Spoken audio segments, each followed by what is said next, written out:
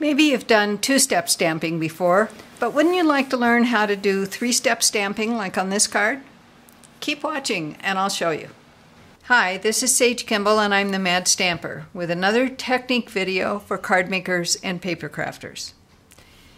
In this video, I'm going to show you how to use the three-step stamp set Lotus Blossom, one of the free sets you can earn this year during Sale-a-Bration. Since it's a photopolymer set, you can see through the stamps pretty well, even when they get stained, which photopolymer will, especially with any inks that have red in them. And that means that you don't need to use the Stamp-a-ma-jig, which, as far as I'm concerned, is a real plus. I'm a big fan of the Stamp-a-ma-jig, but if there's an opportunity to delete one step, I'm all for it. If you look at these three stamps, you can see that they each have a tab, and I've placed them on each of the blocks so that the tab is in the same position, and that can help when it's time to line up the images. Because these are photopolymer, there's no layer of foam like with our rubber stamps. So I use 3 sheets of craft foam under a folded piece of grid paper for my work surface. You could also use the Stampin' Up! Stamp and Pierce mat. It just doesn't have quite as much give as I like, so I'd rather use the sheets of craft foam. Without that cushioning, your image may not stamp completely, especially in the center of the stamp. So I'm going to make a tag similar to this one, except without the mess I made down here.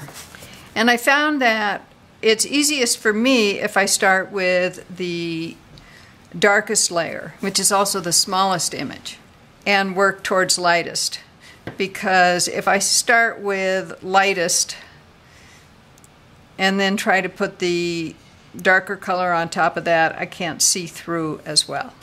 But before I do that, I'm going to just kind of eyeball where I want the flower to end up, because there's so little flower on this stamp that you can't tell. So what I want is for this little notch between the bottom petals to be kind of going off this direction for my stem. When I've determined that, then I know the angle that this little tab needs to be at. I've inked the smallest layer with Blackberry Bliss, and I stamp it.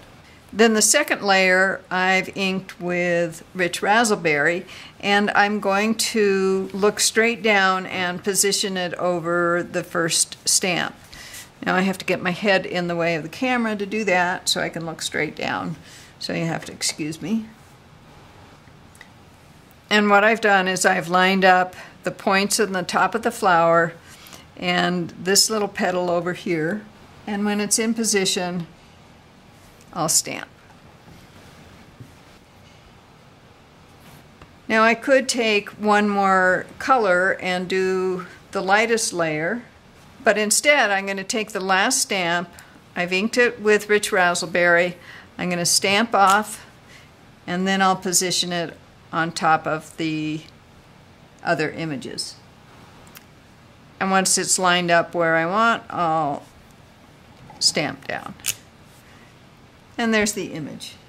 And because I'm moving my head back and getting it out of the way before I stamp so you can see what I'm doing, I didn't get it as well positioned as this one.